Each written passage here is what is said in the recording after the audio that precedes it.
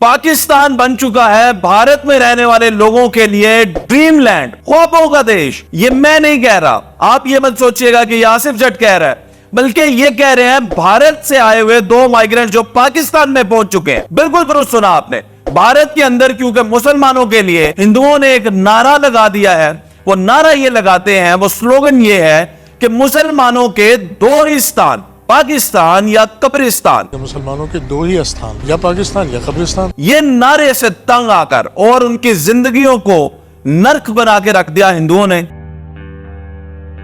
इसलिए 2 लोग भारत से पाकिस्तान आ चुके हैं और इस वक्त वो ईवी सेंटर कराची में मौजूद है और उन्होंने कहा कि पाकिस्तान हमारे लिए ड्रीम लैंड है। मैं आपको तफसीलात बताता हूं। दिल्ली में जाफराबाद के रहने वाले 70 साल मोहम्मद हुसनैन और उनके 31 साल बेटे इसहाक अमीन जो है वो अबू धाबी गए, इंडिया से अबू धाबी से अफगानिस्तान और अफगानिस्तान से पाकिस्तान पहुंचे और पहुंचते साथ उन्होंने कहा कि पाकिस्तान हमारे लिए ड्रीम लैंड है क्योंकि इंडिया में मुसलमानों की जिंदगी बहुत मुश्किल है। अब आप सोचिए, ये कोई आम आदमी नहीं है, ये कोई आम इंसान नहीं है जिसका नाम मोहम्मद हुसैन है। ये एक जर्नलिस्ट है, इनका अपना न्यूज़पेपर है जिसका नाम है द मीडिया प्रोफाइल।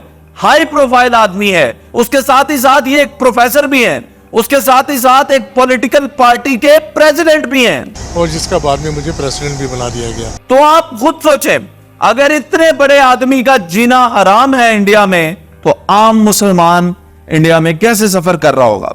मजीद तफसीलात बताऊंगा, आपके पांव के नीचे से जमीन निकल जाएगी।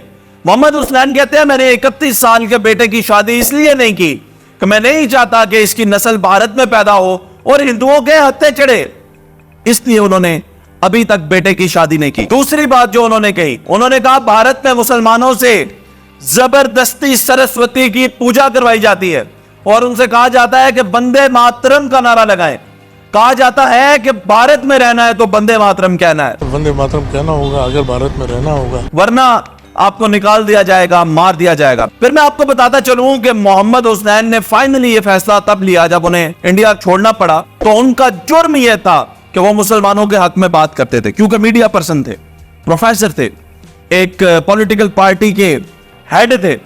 इन्हें इसलिए छोड़ना पड़ा क्योंकि उनकी एजेंसीज, घटिया एजेंसीज, भारत की एजेंसीज की तरफ से कॉल्स आती थी और कॉल्स में कहा जाता था कि तुम्हारे 31 साल के बेटे को मार दिया जाएगा। You have a son, you must think about him. अपने बेटे की जान बचाने के लिए, अपनी इज्जत बचाने के लिए इन्होंने ये फैसला किया और भारत को छोड़ा। अब मैं आपको बताता चलूं, उनका ये कहना है कि पाकिस्तान हमारा ड्रीम लैंड है और पाकिस्तान में हम रहना चाहते हैं, हमें यहां पे सियासी पनाह दी जाए। अगर हम वापस लौटे तो हमें जान से मार दिया जाएगा।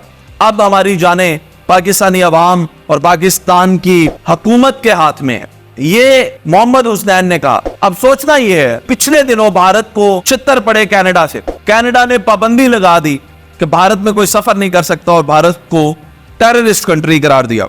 मुलविस पाया भारत के ऑफिशियल्स को, हुकूमत को, कनाडा के अंदर एक कत्ल में, यानी कनाडा के अंदर एक कैनेडियन शहरी को कत्ल किया भारत की हुकूमत ने और इसकी इन्वेस्टिगेशन खुद कनाडा ने की।